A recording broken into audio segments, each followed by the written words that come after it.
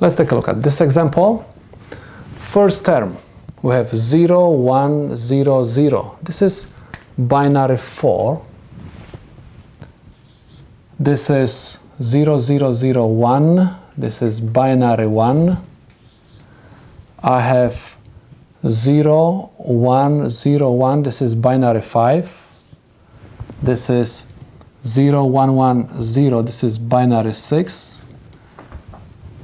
Okay, and we have also don't care conditions.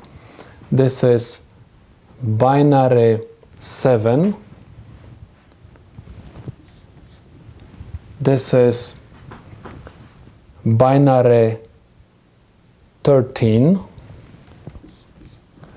This is binary 9. And this is binary 10. Keep in mind that we're going to use don't cares only when we need them. Let's check which don't cares are going to be very useful for us.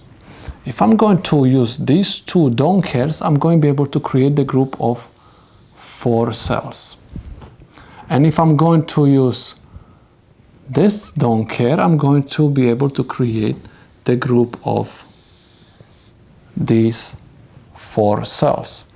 This one, in our case, is useless. That's why I'm not going to bother about the don't care in cell number 10.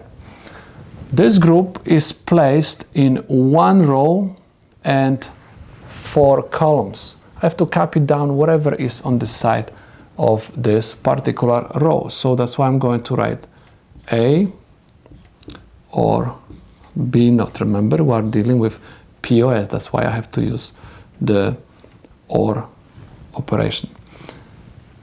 And this group.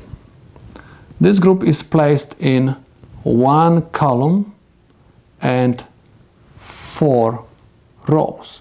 Remember, anytime we have group placed in 4 columns, we ignore everything whatever is at the top because there is no common variable for these 4 columns. And anytime we have group placed in 4 rows, we ignore the variables on the side of the rows because there is no common variable for these 4 rows. We simply copy down whatever is at the top of that group. I have C or D naught. Let me implement this. We have 2 OR gates with inputs A and B naught, and also I have another OR gate with input C and D naught. Both of them end together. So these are the solutions to my problem.